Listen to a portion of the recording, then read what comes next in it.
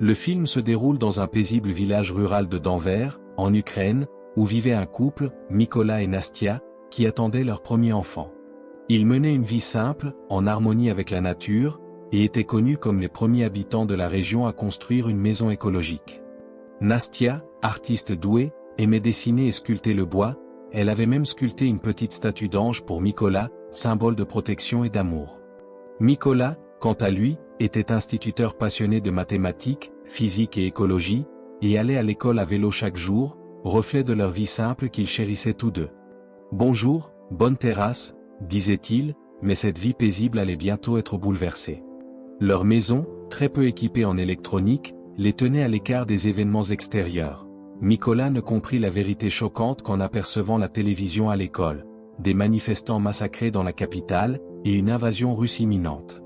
À Donetsk, des affrontements sanglants entre la police spéciale burkée et des manifestants firent de nombreuses victimes, le président Yanukovych s'enfuit et fut destitué à l'unanimité, appelant l'intervention russe qui culmina avec l'invasion et l'occupation de la Crimée. La vie en classe continuait malgré les tensions grandissantes. Un élève, Ivan, traitait Mykola avec hostilité, le trouvant étrange, mais Mykola restait calme, croyant que la paix et la gentillesse surpassaient la haine. Le lendemain matin, sur le chemin de l'école, Mykola vit quelques soldats, mais ne s'en inquiéta pas. Cependant, l'école était vide et la télévision confirma que l'invasion russe avait commencé. Paniqué, Mykola rentra chez lui trop tard, les soldats russes avaient envahi leur maison, battu Nastia, et capturé Mykola alors qu'il tentait de la protéger. Accusés à tort d'espionnage, ils mirent le feu à la maison. Dans un dernier acte de défi, Nastia lança une pierre, et un soldat la tua sur le coup. Mykola s'effondra, sanglotant, tenant le corps sans vie de sa femme pendant que leur maison brûlait derrière eux. Quelques heures plus tard, 2 membres de la milice ukrainienne trouvèrent Mykola et l'aidèrent à enterrer Nastia. Bien qu'ils se méfiassent de lui, le suspectant d'être un espion, Mykola prit une décision qui allait changer sa vie, rejoindre l'armée, non par ambition, mais poussé par le chagrin et un désir de justice, déterminé à chasser les envahisseurs de sa patrie. Le nouvel épisode commença avec un entraînement militaire brutal. Homme pacifique n'ayant jamais tenu d'armes, Mykola peinait à monter et démonter un fusil. Ses camarades riaient de son choix de nom de guerre, Raven, mais il ne recula pas. Il s'entraînait plus dur que quiconque, ne lâchant jamais la petite statue d'ange, son dernier souvenir de Nastia. « Vous pouvez m'appeler Raven.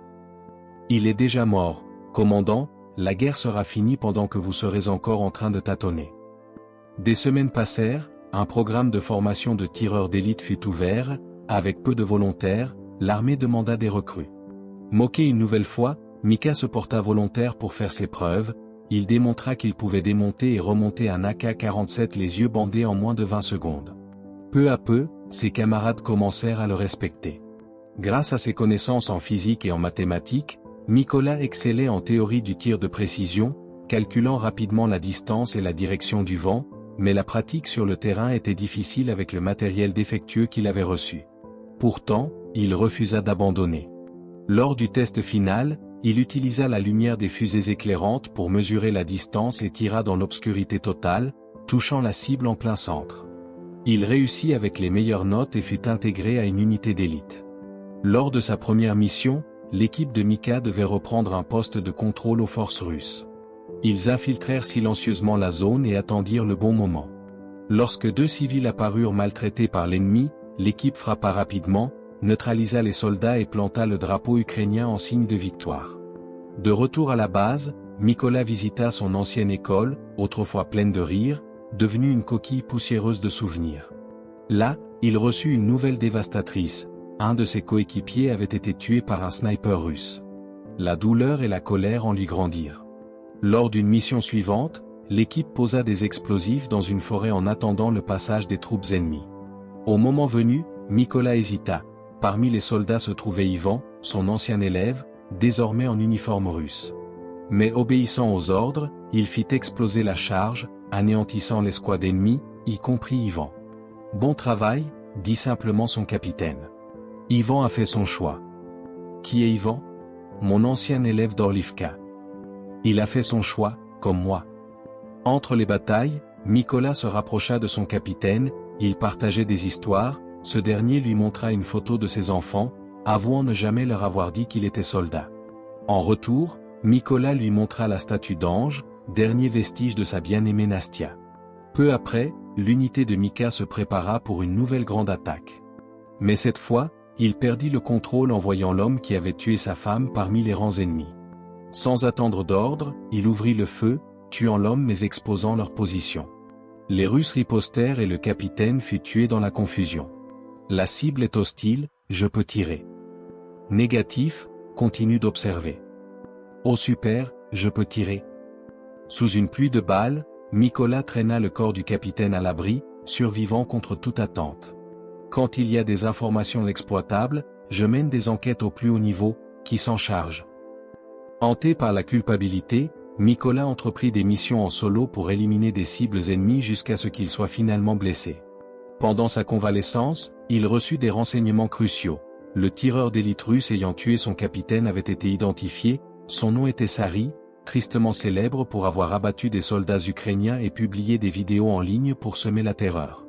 Sari, tireur d'élite russe, avait déjà tué 5 de nos snipers et 3 mitrailleurs. Il travaillait avec un calibre 12,7 sur de longues distances, souvent à 1,5 km, ses balles étant très larges, et il publiait ses vidéos pour nous démoraliser. Bon sang, dit-on, et l'une de ces vidéos montrait notre capitaine il y a 2 jours, avec une balle semblable à celle-ci. Ils ont installé leur camp, qu'ils aillent se faire voir, enterrez-le sous 10 tonnes de ce merdier. Raven, tu es du coin, explique-lui. L'usine contient du chlore sous pression, un désastre environnemental, nous ne pouvons pas endommager les cylindres. Le sniper est probablement niché dans l'entrepôt avec le chlore. Le premier sniper vise le premier hostile, il y a 8 ennemis sur le territoire, les deuxième et troisième sont les cibles finales. Ta mission est simplement de dégager l'accès au complexe, prépare-toi. Raven? Prêt, je suis prêt. L'équipe de Mika infiltra la zone. Pendant l'opération, Mikola croisa le soldat qui avait brûlé sa maison, il n'hésita pas et le tua sur place. La confrontation finale arriva, le pacifiste aurait dû te tirer dessus quand j'ai entendu. Nous sommes prêts à partir, rapport. Premier prêt. Deuxième prêt. Troisième prêt. Quatrième prêt. Cible en vue, code vert. Décompte. Ah. Tire. Merde, je savais que l'idiot tirait n'importe où. Raven, à toi, groupe, rapport, faites-vous entendre. Pas de connexion avec le groupe. Rapport à moi. L'eau. Mise à jour, quelle est la situation? 200, que s'est-il passé? Sniper, retournez à votre position, gardez l'entrée. Reçu. Il retourna à son poste pour y trouver une statue d'ange. C'était un piège. Mikola apparut et l'attaqua au couteau, tandis qu'une grenade éliminait le soutien de Sari.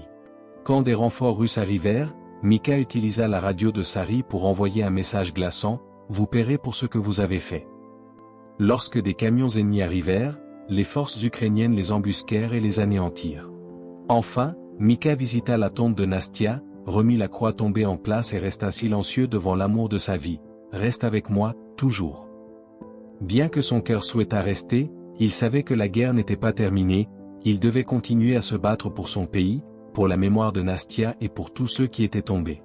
La morale de cette histoire est la suivante. En temps de guerre, tous les héros ne naissent pas, certains se forgent à travers la perte, la douleur et un amour indestructible.